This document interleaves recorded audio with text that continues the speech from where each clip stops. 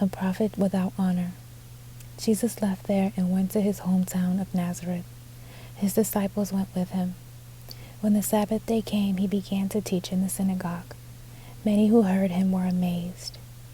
"Where did this man get these things?" they asked. "What's this wisdom that has been given to him?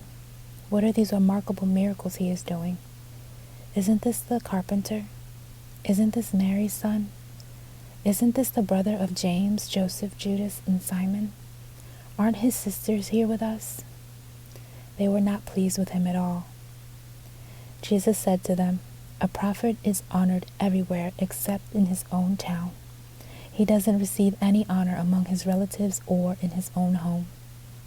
Jesus placed his hands on a few sick people and healed them, but he could not do any other miracles there. He was amazed because they had no faith. Jesus sends out the 12 disciples. Jesus went around teaching from village to village. He called the 12 disciples to him. Then he began to send them out 2 by 2. He gave them authority to drive out evil spirits. Here is what he told them to do. Take only a walking stick for your trip. Do not take bread or a bag. Take no money in your belts. Wear sandals, but do not take extra clothes. When you are invited into a house, stay there until you leave town. Some places may not welcome you or listen to you. If they don't, leave that place and shake the dust off your feet. That will be a witness against the people living there." They went out and they preached that people should turn away from their sins. They drove out many demons. They poured olive oil on many sick people and healed them. John the Baptist's head is cut off. King Herod heard about this. Jesus' name had become well known. Some were saying, "John the Baptist has been raised from the dead. That is why he has the power to do miracles." Others said, "He is Elijah." Still others claimed, "He is a prophet. He is like one of the prophets of long ago." But when Herod heard this, he said, "I had John's head cut off, and now he has been raised from the dead." In fact, it was Herod himself who had given orders to arrest John. He had him tied up and put in prison. He did this because of Herodias. She was the wife of Herod's brother Philip, but now Herod was married to her.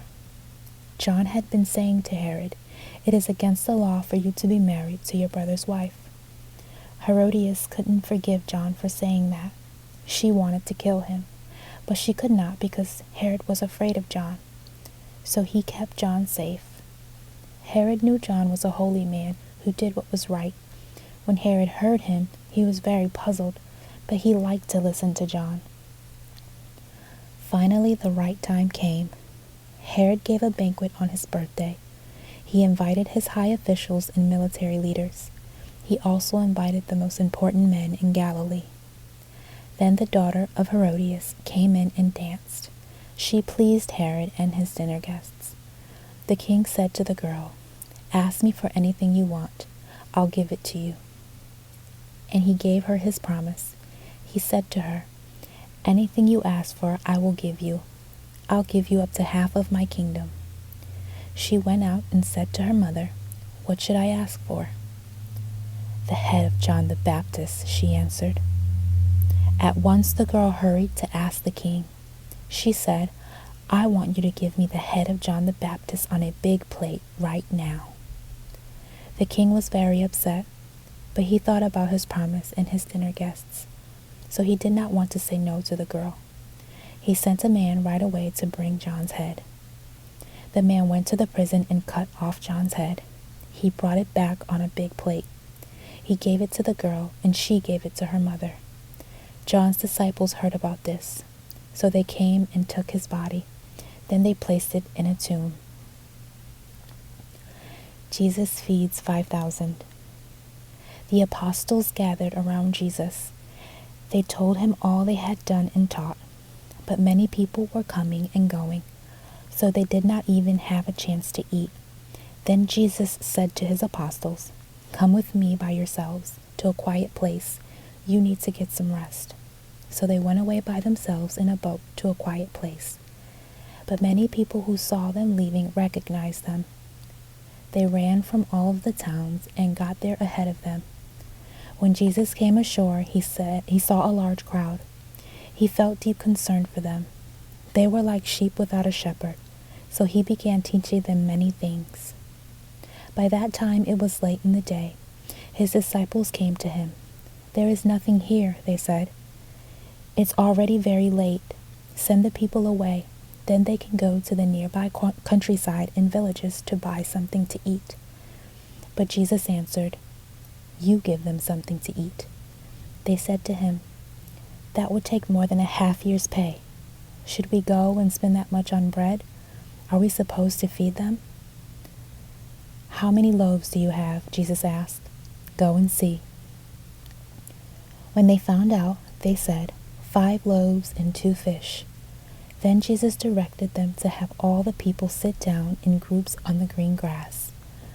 So they sat down in groups of 100s and 50s. Jesus took the 5 loaves and the 2 fish. He looked up to heaven and gave thanks. He broke the loaves into pieces. Then he gave them to his disciples to pass around to the people. He also divided the 2 fish among them all. All of them ate and were satisfied. The disciples picked up 12 baskets of broken pieces of bread and fish. The number of men who had eaten was 5,000. Jesus walks on the water. Right away, Jesus made his disciples get into the boat. He had them go ahead of them to Bethsaida. Then he sent the crowd away. After leaving them, he went up on a mountainside to pray. Later that night, the boat was in the middle of the Sea of Galilee. Jesus was alone on the land.